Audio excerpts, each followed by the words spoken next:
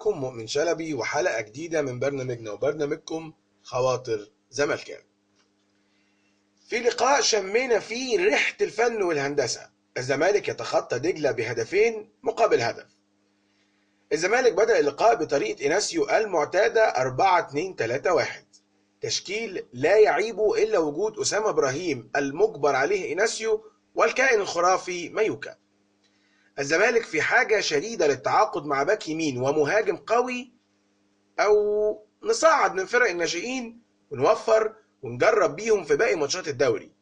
وفي آخر فقرة في الحلقة في كلام عن واحد من الناشئين ده.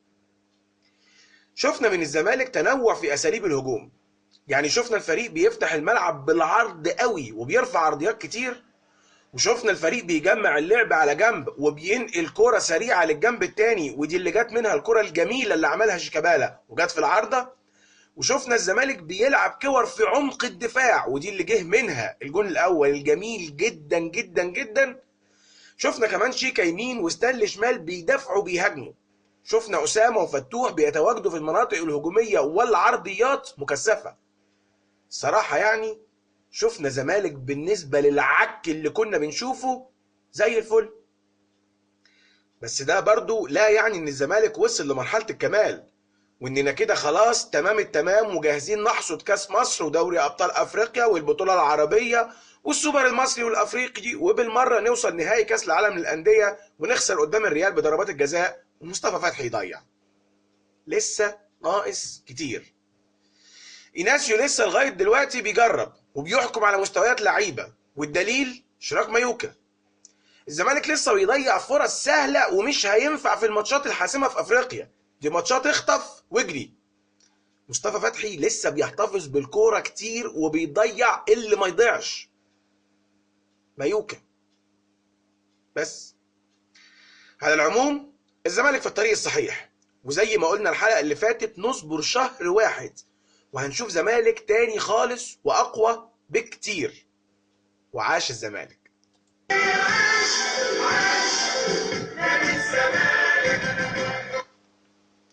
أنا كتبت على الفيس بعد الماتش وقلت أنا مبسوط بالزمالك، وبعدها بشوية هزرت وقلت إن ستانلي خاصية التهديف عنده ما بتشتغلش إلا في وجود معروف يوسف. إنما شفت على الفيس كلام عجب. عودة الأباتشي، معروف يوسف سلطان الطرب، دونجا أفضل ديفندر في مصر، الونش وعلي جبر وسور الزمالك العظيم، الشناوي أخطبوط مصر.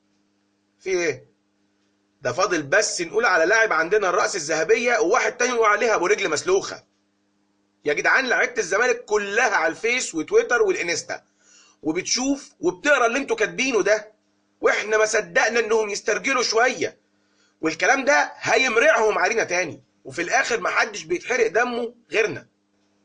رجل المباراه وكل مباراه هو ايناسيو وبس. هو اللي درب ووصل اللعيبه الى ما هم عليه، هو اللي رفع روح الكسل واسلوب الموظفين من عقول لاعبتنا، هو صاحب الفضل في جماعيه الاداء اللي احنا شايفينها دلوقتي. إيناسيو لو الامور مشيت معاه كويس وربنا كرم من الممكن يعمل تاريخ في الزمالك ما صنعوش حد. عزيزي الزملكاوي، اجب عن السؤال التالي: من القائل؟ الفريق لما يخسر الناس بتشتمني ولما يكسب تقول المدرب عبقري. بتوغوش كده من جوايا وربنا يسترها. عاش الزمالك.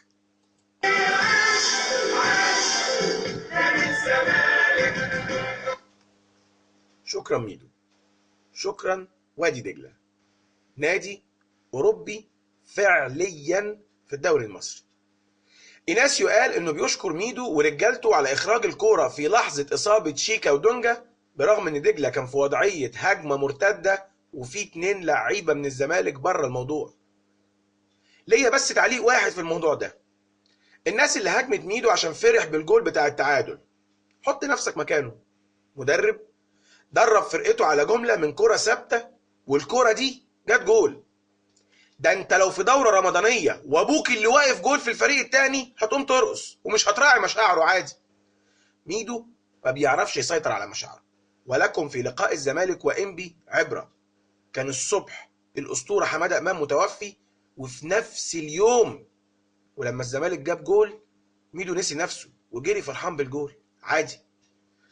اما الاخ عرفة السيد واللي رفض الاحتفال، شاكرين يا عم، بس احب اقول لك ان مش الحركه دي اللي هترجعك الزمالك. اجتهد بس انت وهات جوال واطلع هداف الدوري وان شاء الله خير.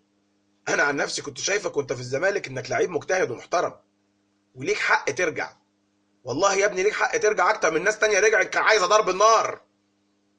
يلا عاش الزمالك.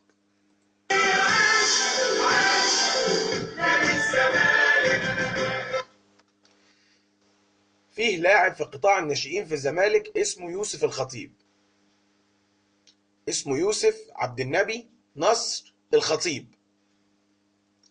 الولد ده بسم الله ما شاء الله بسم الله ما شاء الله، يعني بيلعب في 3 مراكز، مكان محمد ابراهيم كده في القلب، ومكان شيكابالا، وممكن ياخد مكان كمان ستانلي الناحيه الثانيه. لعيب قوي، وكل اللي دربوه اكد على انه مستقبله في الكوره هيكون عظيم. اخرهم وليد صلاح عبد اللطيف. المشكله بقى ان كل زمايله بعقود الا هو، والمشكله الاكبر ان في انديه زي مصر المقاصه وانبي بتلعب في دماغ الولد، واحتمال انه يسيب الزمالك بقى كبير، وخصوصا ان الناس جايبه له عقود احتراف وهتلعبه في الفريق الاول. وعقود احتراف يعني بنتكلم في ملايين. وبعدها نرجع نحارب عليه والاهلي يدخل في الموضوع، ومش بعيد يروح الاهلي ويلعب قدامنا ويجيب فينا اجوان ونرجع نندم. طب ما نلحق عيالنا من بدري كده.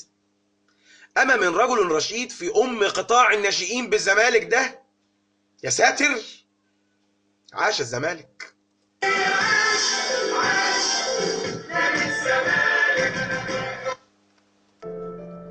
نهاية الحلقة من النهاردة ولغاية يوم الثلاث اللي هيتوقع نتيجة ماتش الزمالك مع أهلي طرابلس صح ويكتب توقعه في تعليق في اليوتيوب، ليه مني كارت شحن ب10 لأي شبكة في مصر.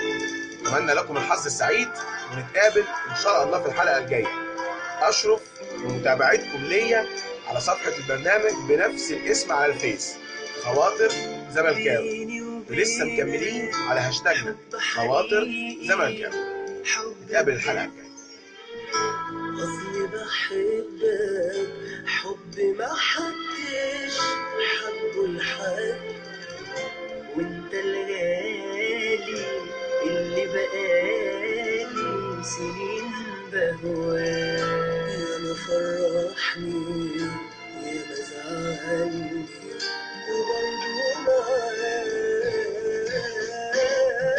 وحدك انت بس بخلص لك انت بس، اسمع اسمك اشوف علمك يهمس قلبي همس، ولوحدك انت بس بخلص لك انت بس، اسمع اسمك اشوف علمك يهمس